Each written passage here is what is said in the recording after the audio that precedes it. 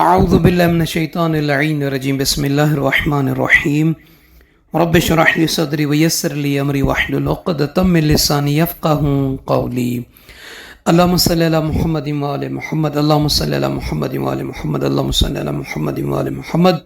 صاحبان ایمان مومن مومنات، مولا کائنات علی بن ابی طالب علیہ السلام سے منسوب علوی وظیفہ ان مومنین مومنات، ان افراد، ان احباب کے لیے کہ جو چاہتے ہیں کہ اللہ تعالیٰ انہیں خواب میں وہ دکھائے جو وہ دیکھنا چاہتے ہیں۔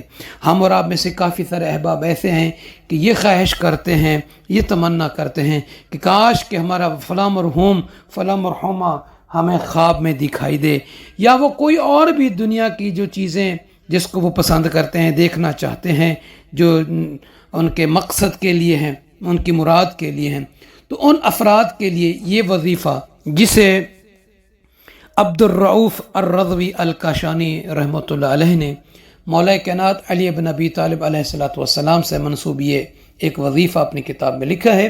وہ فرماتے ہیں کہ وَمِنْهَا الامام علی بن ابی طالب علیہ السلام، کہ یہ جو وظیفہ ہے یہ ان وظائف میں سے کہ جو مولا کائنات علی بن ابی طالب علیہ السلام سے ہے۔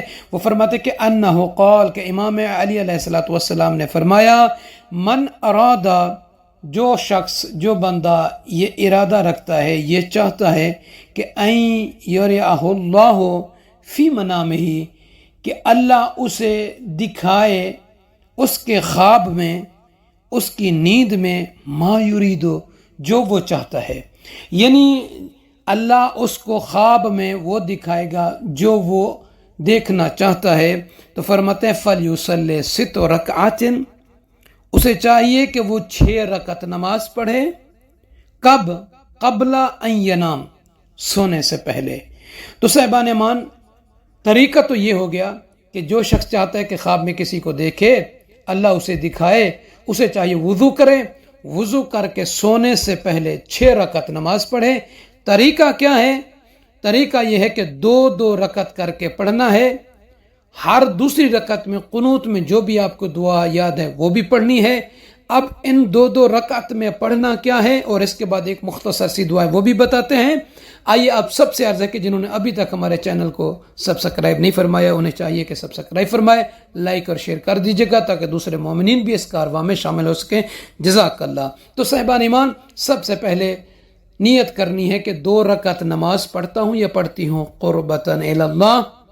اللہ اکبر کہنے کے بعد پہلی رکعت میں سورہ الحمد کو 1 مرتبہ پڑھیں، اور اس کے بعد سورہ الشمس کو، والشمس والضحاہا کو 7 مرتبہ پڑھنا ہے۔ جن مومنات کو یہ صورتیں یاد نہیں ہیں، وہ قرآن پاک کھول کر بھی دیکھ کر بھی پڑھ سکتا ہے۔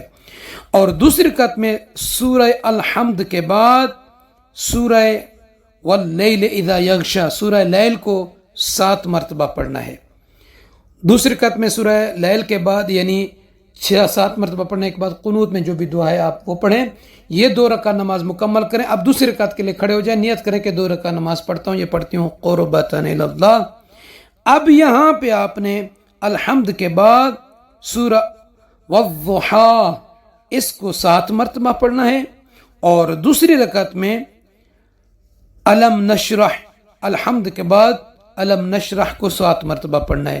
یہ 2 رکعت نماز مکمل کریں، پھر آخری 2 رکعت نماز جو ہیں اس کی پہلی نیت کریں گے کہ 2 رکعت نماز پڑھتا ہوں قربتاً الی اللہ، یا پڑھتی ہوں قربتاً الی اللہ۔ اب اس آخری 2 رکعت کی پہلی رکعت میں الحمد کے بعد سورہ والتین والزیتون، سورہ تین کو جو ہے، سورہ زیتون کو جو ہے آپ 7 مرتبہ پڑھیں، اور دوسری رکعت میں سورہ الحمد کے بعد سورہ قدر کو 7 مرتبہ پڑھیں۔ یہ 6 رکعت نماز اس طریقے سے 2 کر کے پڑھنے کے بعد جب نماز سے فارغ ہو جائیں، فرماتے ہیں اللہ تعالیٰ کی حمد و ثنا کریں اپنے الفاظ میں جو وہ لائق حمد ہے، اور اس کے بعد کائنات کی عظیم ہستی حضرت محمد مصطفیٰ صلی اللہ علیہ وآلہ وسلم پر ہدیہ صلوات، اللہم صلی علی محمد وآل محمد، وہ آپ پیش کریں ان کی بارگاہ میں۔ اس کے بعد ہاتھوں کو بلند کر کے اللہ کی بارگاہ میں عاجزی اور انکساری کے ساتھ اس دعا کو پڑھیں، اللہم رب محمد ورب ابراہیم وموسى وعيسى وإسحاق ويعقوب ورب جبرائيل وميكائيل وإسرافيل وعزرائيل ومنزل التوراة والإنجيل والزبور والقرآن العظيم آرني في منامه الليل ما أنت أعلم به مني. یہ مختصر سی دعا پڑھیں اور اس کے بعد صلوات پڑھ کر اپنے چہرے پر اس کو ہاتھ کو پھیر لیں. اب بستر پر سو جائیں. فرماتے ہیں کہ اس طریقے سے یہ عمل کرنے والا یا تو جو چیز وہ خواب میں دیکھنا چاہتا ہے اسی رات میں دیکھے گا، یا دوسری رات میں دیکھے گا، یا تیسری رات میں دیکھے گا.